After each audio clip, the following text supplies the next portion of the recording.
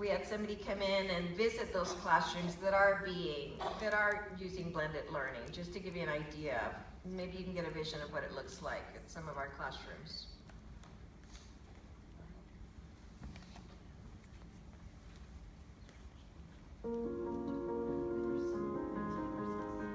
Blended learning is our next opportunity to use innovation to motivate students and teachers and maximize learning opportunities. Welcome to the future. This is blended learning.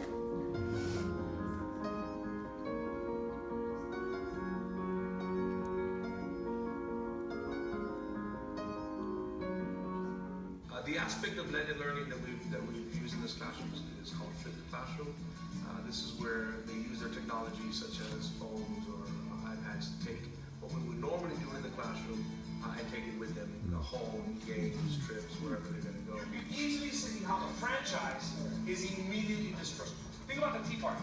The main parties will just co-opt whatever the third party is saying. When Mr. Moore posts the assignments for AP US History on the iTunes U, I'm able to look at it from anywhere I'm at. Having all the outlines on your iPad, you can also look up self-tests and quizzes, and you really get a better understanding for your tests because they're the most important thing in your class. I'm currently using Chromebooks in all my classes, my AP Chemistry, my AP Physics, and my pre-AP Chemistry.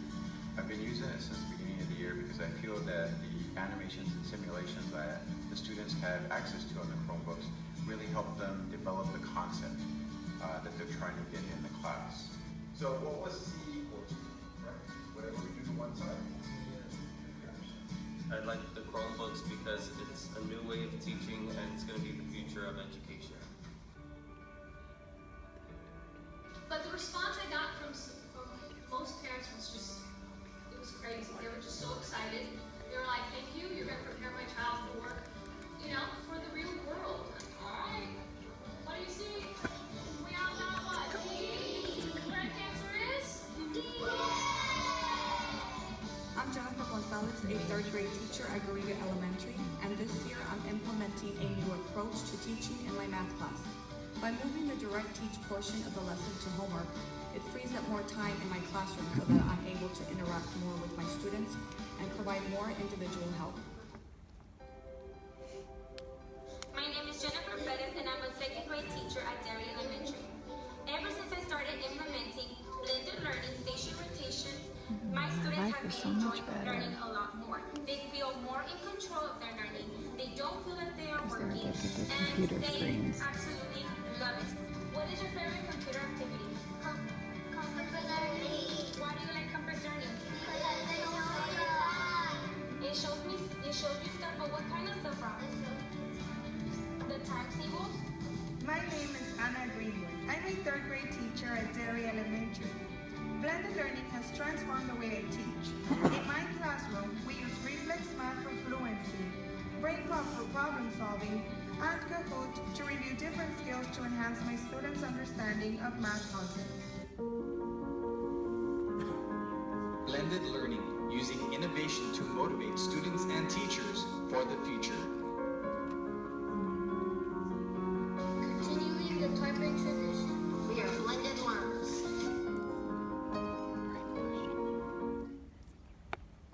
Okay, so those high school teachers, we're not a one-to-one device district, we're not. But the teachers that are wanting to implement blended learning, they write a proposal and it goes through a process. If they show that they've already developed some content and that they want to implement, then they're provided with the devices, because we're not in a place where we can give everybody a one-to-one. At the elementary campuses, last year they didn't even have devices in their classroom. They just did the station rotation with the 6 desktops that they had in their classroom.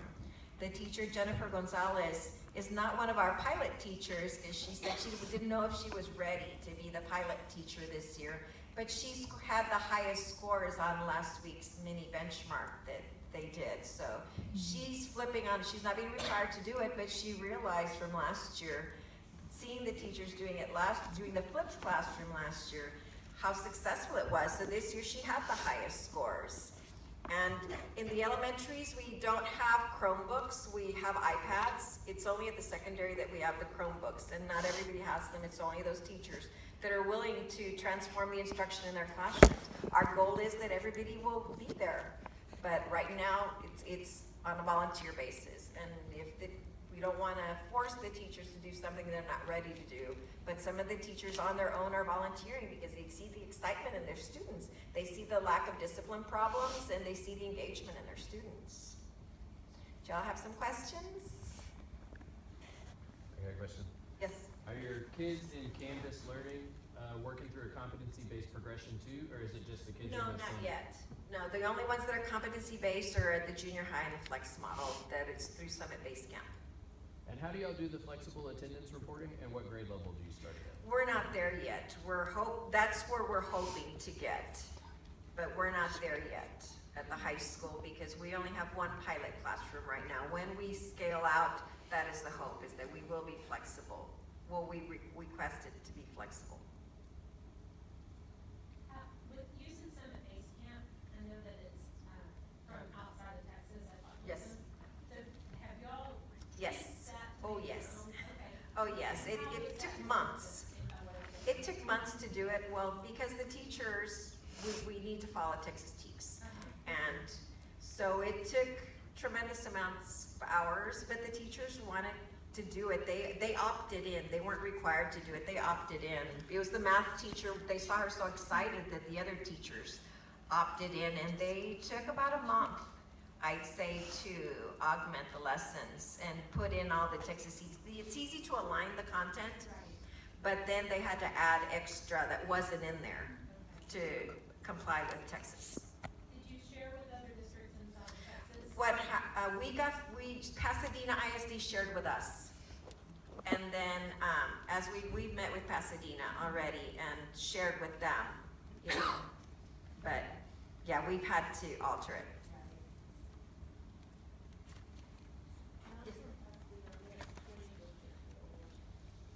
Yes, Pasadena's been wonderful to help us.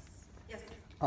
Maybe I missed it, but why did you need DOI to do what you're doing? Well, in the way that we want to go, yes. To give the students the flexibility at high school, yes. We just didn't have the buy-in yet at the high school, so we weren't ready to pilot it to the scale that we want to, but yes. In your effort to implement the enriched virtual learning where students are primarily taking courses online and not having the seat time, Right. have you found a way to use DOI for attendance purposes? Well, the students are still required to, that's outside of the classroom. They have what we call a SAIL class, where they come into school and they still report, and they're able to do all their work on campus for that time. But we've called it a SAIL class. It gives them the opportunity, especially for the students that don't have devices at home or don't have accessibility, they have that time built into their schedule. Yes. But you mentioned you have 50% of your students that work, and so you're seeking the DOI We're seeking for that. So what is your thought on that model?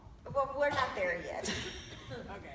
We're not yet. We do want to get there, but right now the students don't go to work until late afternoon, and I guess we'll cross that bridge in the spring, which is our busy time. Once spring break comes around, that's when we start having attendance issues. And your plan is to count their attendance if they log into the system, is that right? Well, the goal in the future is that if they log in and if they're present at least for part of the day, but not have to be there the whole time. That's ridiculous. When you're saying part of the day, is that the 4-hour minimum? Right now, yes. How is that different from the optional flexible school day program? Like, what benefits does DOI give you over doing the OSSDP? Oh, I don't know. Okay. I don't have that answer. I'm sorry. I was thrown in last minute. Darn band.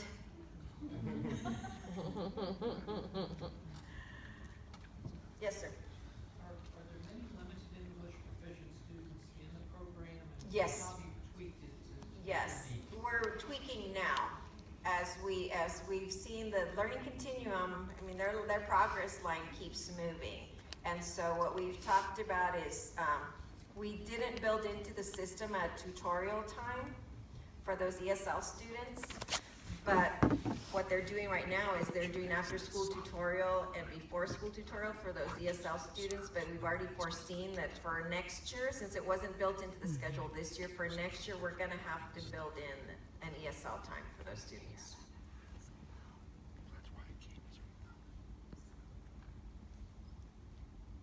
So if you'd like more information, we have everything up on our website, and if you're interested in the Summit Base Camp, anyone can apply to view it, and you can see what's on that platform.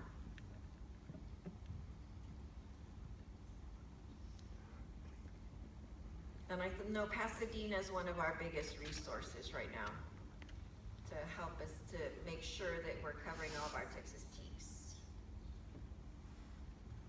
But it has been a challenge at the junior high with transforming the instructional model for our students. But we've already seen tremendous gains, especially in the student agency and the students being able to progress measure for themselves to make sure that they're following their timeline. Just seeing them at such an early age make that mindset shift is tremendous. No, they don't have to. I meet with high school students also, and I see what a great benefit this is going to be for our 7th graders once they progress through school. It's amazing. It's been a heartache, and teachers not being happy and fearful of state accountability, but I think we can already tell when the students, because within the platform, at the junior high, 80% is successful, a 70 is no longer acceptable.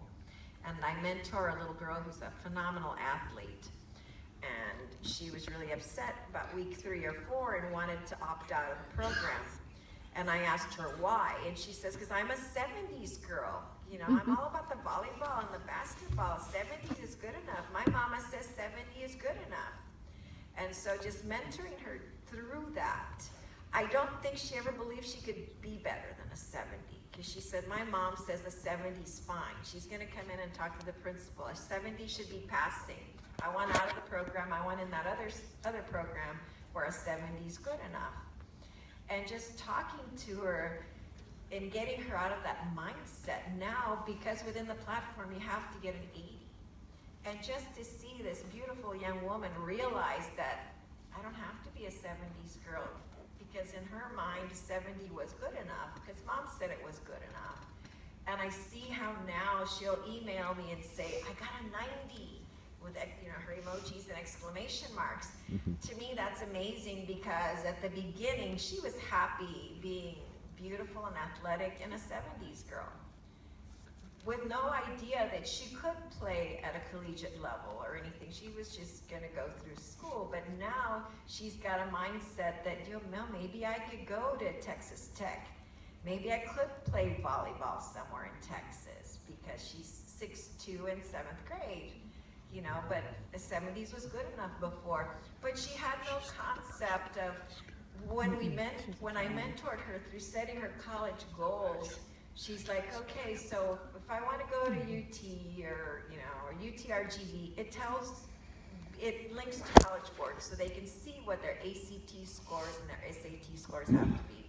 But apart from that, it also tells them these are the type of courses you need to take if you want to go to a college school. Say you want to go to UT, you have to make sure that you take the pre-APs and then the APs, and these are the grades you have to get. That's why I say that mentoring piece is phenomenal, because now she says, okay, so I could go to Texas Tech.